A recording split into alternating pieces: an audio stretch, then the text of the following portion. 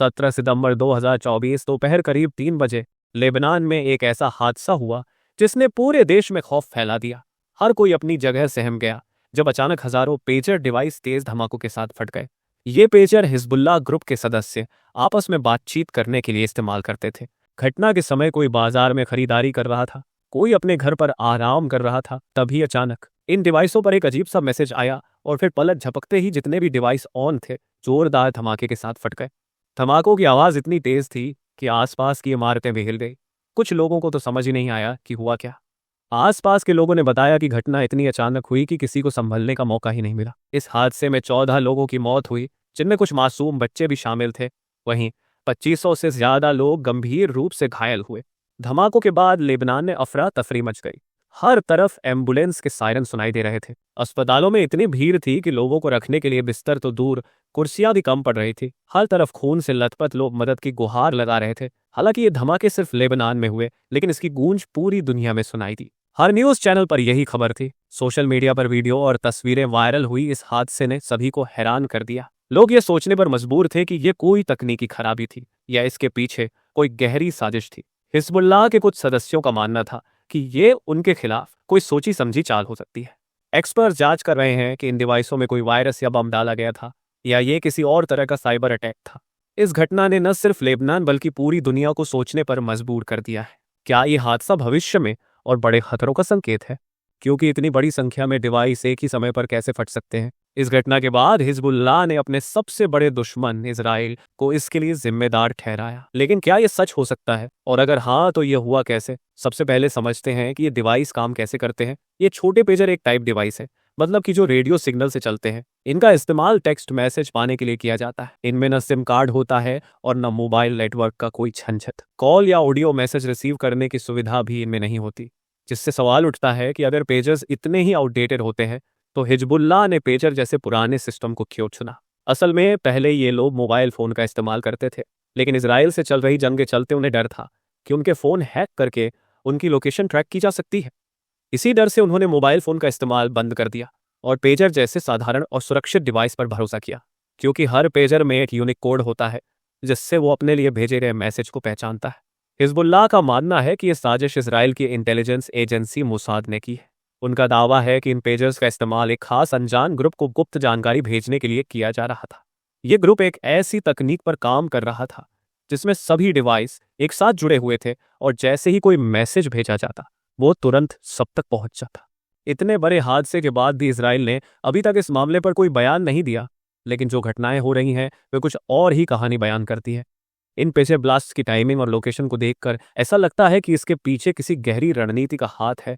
फटे हुए पेजर्स की एक तस्वीर सामने आई है जिसे गोल्ड अपोलो ब्रांड का बताया गया, लेकिन कहानी में ट्विस्ट तब आया जब गोल्ड अपोलो कंपनी ने साफ कह दिया कि इन पेजर्स की मैन्युफैक्चरिंग उन्होंने की ही नहीं। गोल्ड अपोलो के फाउंडर सुचिंग कुआंग ने बताया कि उनकी कंपनी पिछले 10 सालों से टेलीकम्युनिकेशन प्रोडक्ट्स बनाती है, लेकिन जो पेजर्स फटे हैं उनकी मैन्युफैक्चरिंग BSE नाम की एक कंपनी ने की है। यह कंपनी हंगरी में रजिस्टर्ड है और इसे गोल्ड अपोलो का ब्रांड नाम इस्तेमाल करने की परमिशन दी गई थी। अब कहानी यहाँ से और रोचक हो जाती है। हिजबुल्लाह ने दावा किया कि उन्होंने करीब 5000 गोल्ड अपोलो पेजर्स का ऑर्डर दिया था। ये पेजर्स 2024 की शुरुआत में लेबनान पहुंचे थे। अब सोचने वाली बात यह है कि अगर इन डिवाइसेस में एक्सप्लोसिव सिस्टम मैन्युफैक्चरिंग के दौरान ही इंस्टॉल किया गया था तो इसका मतलब है कि इस घटना की प्लानिंग काफी पहले से की जा रही थी। BSE कंपनी की जांच करने पर पता चला कि यह सिर्फ टेलीकम्युनिकेशन से जुड़े प्रोडक्ट्स ही नहीं बनाती, बल्कि electronic medical devices, electronic parts और तेल गैस के क्षेत्र में भी काम करती है। हंगरी में रजिस्टर्ड इस कंपनी का काम काफी अलग था, जिससे शक और भी गहरा हो गया। जर्मन न्यूज एजेंसी DW ने जब इस कंपनी की सच्चाई जानने की कोशिश की तो उन्होंने इसके रजिस्टर्ड ऑफिस का दौरा किया। अब आप सोच रहे होंगे कि वहां एक शानदार ऑफिस होगा, लेकिन असल में वहां एक साधारण सा घर मिला। उस घर के बाहर एक पेपर चिपका हुआ था जिसमें BSE कंसल्टिंग का नाम अन्य कंपनियों के साथ लिखा था। जब इस बिल्डिंग में रहने वाले लोगों से इस कंपनी के बारे में पूछा गया तो किसी को भी इस कंपनी के बारे में कोई जानकारी नहीं थी। यह सुनकर शक और भी गहरा हो गया। आखिर एक कंपनी जिसका नाम इतना बड़ा लग रहा था, उसका ऑफिस इतना छोटा क्यों है और स्थानीय लोग इसके बारे में कुछ क्यों नहीं जानते? यहां से अंदाजा लगाया गया कि BSE कंसल्टिंग शायद एक शेल कंपनी। अब आप सोच रहे होंगे यह शेल कंपनी क्या होती है? इसे ऐसे समझिए, शेल कंपनी ऐसी कंपनियों को कहते हैं जो सिर्फ दिखाने के लिए बनाई जाती है। इनका असली मकसद कुछ और होता है, जैसे टैक्स बचाना, पैसे का हेरफेर करना या कोई गैरकानूनी काम छुपाना। इसके बाद बीएसई के फाइनेंशियल रिकॉर्ड खंगाले गए और जो जानकारी सामने आई उसने और भी हैरान कर दिया। इस कंपनी ने हाल ही में 18 मिलियन हंगेरियन फॉरेंस यानी करीब 52,700 अमेरिकी डॉलर का प्रॉफिट किया है। अब सवाल यह है कि अगर यह कंपनी वाकई में एक शेल कंपनी है तो इतनी बड़ी रकम कैसे और कहां से आई? और यह तो सिर्फ शुरुआत है। लेबनान में हुए भयानक धमाकों के समय बीएससी कंसल्टिंग की वेबसाइट थोड़े समय के लिए खुल रही थी, लेकिन फिर अचानक वह वेबसाइट एरर दिखाने लगी। यह घटना और इस कंपनी का अजीब बर्ताव एक और बड़ा सवाल खड़ा करता है। क्या यह सब महज इत्तेफाक था या इसके पीछे कोई बड़ा रहस्य छुपा है? एनबीसी न्यूज ने एक रिपोर्ट में दावा किया कि उनकी क्रिस्टीना नाम की महिला से फोन पर बातचीत हुई। इस बातचीत में क्रिस्टीना ने साफ किया कि वो गोल्ड अपोलो नाम की कंपनी के साथ काम करती है, लेकिन सिर्फ कमीशन एजेंट के तौर पर। उन्होंने यह भी कहा कि पेजर्स का निर्माण वो खुद नहीं करती। अब बात ये खत्म नहीं हुई। जब यह मामला और गरमाने लगा तो हंगेरियन सरकार ने भी इस पर ध्यान दिया। उनके एक पॉलिटिशियन ने एक ट्वीट में एक्स नाम के व्यक्ति पर सवाल उठाए।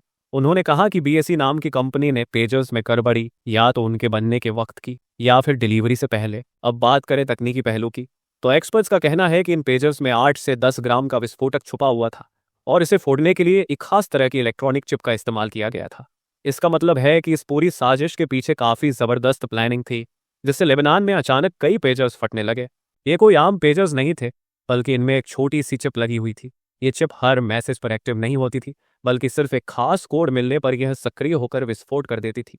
इस कोड से जुड़ा सवाल सबसे बड़ा था, ये कोड भेजा कैसे गया? दरअसल हिजबुल्लाह का पेजर नेटवर्क एक प्राइवेट सिस्टम पर काम करता था। इसका मतलब यह हुआ कि इस नेटवर्क पर सिर्फ वही व्यक्ति मैसेज भेज सकता था जिसकी डिवाइस नेटवर्क पर रजिस्टर्ड हो या जो नेटवर्क का एडमिन हो।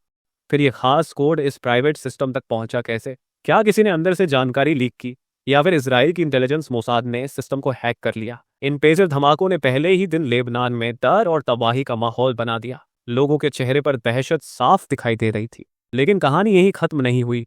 अगले दिन कुछ और चौंकाने वाली घटनाएं हुई। हिजबुल्लाह के कुछ वॉकी टॉकी रेडियो अचानक फटने लगे। ये फटने का तरीका बिल्कुल वैसा ही था जैसा पेजर्स के साथ हुआ था।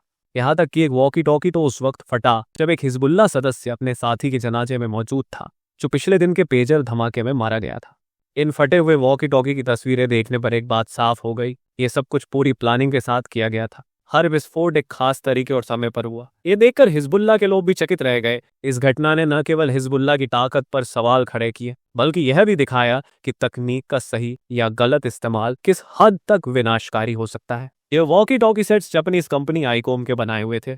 आईकॉम एक बेहद मानी हुई कंपनी है, लेकिन उस कंपनी ने बताया कि उनका यह खास मॉडल ICV82 साल 2014 में ही बंद हो गया था, जिससे सवाल उठता है कि इतने पुराने मॉडल का इस्तेमाल आखिर हुआ कैसे। रिपोर्ट्स के अनुसार इन वॉकी टॉकी सेट्स को करीब 5 महीने पहले खरीदा गया, ठीक उसी समय जब पेजर डिवाइसेस लेबनान में पहुंचे थे। लेबनीज सिक्योरिटी फोर्सेस का कहना है कि इसराइल की खुफिया एजेंसी मोसाद ने इन डिवाइस में पहले से ही विस्फोटक लगाकर रखे होंगे। मोसाद का नाम पहले भी कई गुप्त ऑपरेशंस में सामने आ चुका है और यह एजेंसी अपनी सटीक और बारीक योजनाओं के लिए जानी जाती है। अब आप सोच रहे होंगे कि ये विस्फोटक कैसे लगाए गए होंगे और इन्हें डेटोनेट कब किया गया। ऐसा माना जा रहा है कि मोसाद ने इन डिवाइस में महीनों पहले विस्फोटक लगाए और जब सही समय आया तो इन्हें रिमोट के जरिए ब्लास्ट कर दिया गया। इस तरह का ऑपरेशन दिखाता है कि मोसाद कितनी गहरी प्लानिंग करती है और टेक्नोलॉजी का इस्तेमाल कितनी चतुराई से करती है, जिससे यह साबित होता है कि युद्ध अब सिर्फ हथियारों से नहीं बल्कि तकनीक और दिमागी चालों से भी लड़ा जा सकता है। अगर हम इतिहास पर नजर डालें तो मोसाद पर पहले भी ऐसे ऑपरेशंस के आरोप लग चुके हैं। साल 2010 में मोसाद ने स्टक्सनेट नाम का एक साइबर अटैक लॉन्च किया। इसे कंप्यूटर बम भी कहा जाता है। इसका मकसद था ईरान के न्यूक्लियर प्रोग्राम को नुकसान पहुंचाना। इस ऑपरेशन में अमेरिका को भी शामिल माना गया था। इसके अलावा 2007 में ऑपरेशन ऑर्चर्ड नाम का एक और बड़ा मिशन हुआ। इस ऑपरेशन में भी मोसाद ने बेहद चतुराई से अपने मिशन को अंजाम दिया। ये घटनाएं साबित करती हैं कि खुफिया एजेंसियां अपने मिशन के लिए कितनी एडवांस टेक्नोलॉजी और गहरी प्लानिंग करती है। एक बार तो इसराइल ने सीरिया के एयर डिफेंस सिस्टम को हैक कर लिया था। जी हाँ, आप सही सुन रहे हैं। इसराइल ने अपनी साइबर ताकत का इस्तेमाल करके सीरिया के सिस्टम को इस तरह से हैक किया कि वह इजरायली जेट्स को पहचान ही नहीं पाया। आज के समय में साइबर वॉरफेयर एक नई हकीकत बन चुका है। देशों की सेनाएं अब सिर्फ हथियारों से नहीं बल्कि साइबर ताकत से भी लड़ाई लड़ रही है। इसराइल जैसे देश इसमें सबसे आगे है। उनके पास ऐसी तकनीकें हैं जो किसी भी देश की सुरक्षा को पल भर में भेज सकती है। ये सब सुनकर एक सवाल उठता है, क्या हम और हमारा डेटा सुरक्षित है? अगर इतने बड़े बड़े देशों के सिस्टम हैक हो सकते हैं, तो आम लोगों का डेटा कितना सुरक्षित होगा? साइबर वर्ल्ड की यह अनदेखी सच्चाई हमारे सामने एक नई चुनौती पेश करती है। क्या आप इस बारे में और जानना चाहते हैं? क्या आपको लगता है कि इस साइबर दुनिया में हमें और सतर्क रहने की जरूरत है? ऐसी और दिलचस्प और रोचक जानकारियों के लिए हमारे चैनल के साथ जुड़े रहिए। अगले वीडियो में आपको कुछ और चौंकाने वाली बातें बताएंगे। तब तक के लिए जय हिंद दोस्तों।